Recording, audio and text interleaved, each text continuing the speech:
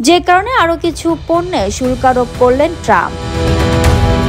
যুক্তরাষ্ট্রের president Donald Trump নতুন করে একাধিক শুল্ক আরোপের ঘোষণা দিয়েছেন।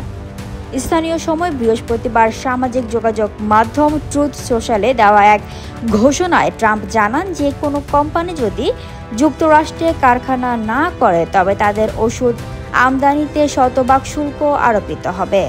এছাড়া সব ধরনের ভারী ট্রাকে 25% এবং রান্নাঘর ও বাথরুমের ক্যাবিনেটে 50% শুল্ক বসানোর সিদ্ধান্ত নিয়েছেন তিনি। আগামী সপ্তাহ থেকে সোফা ও অন্যান্য গদিযুক্ত আসবাবপত্রেও আরোপ করা হবে 30% শুল্ক।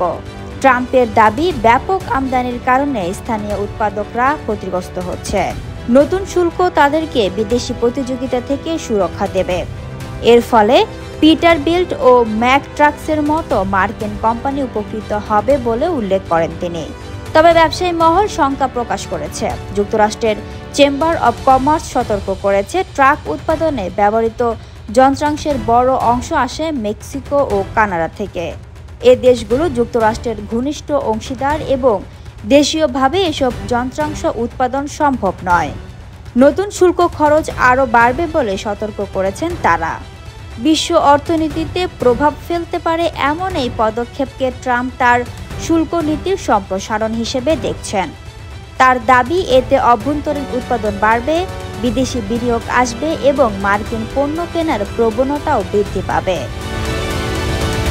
Fatema Tulsi Johra, people voice television, Dhaka.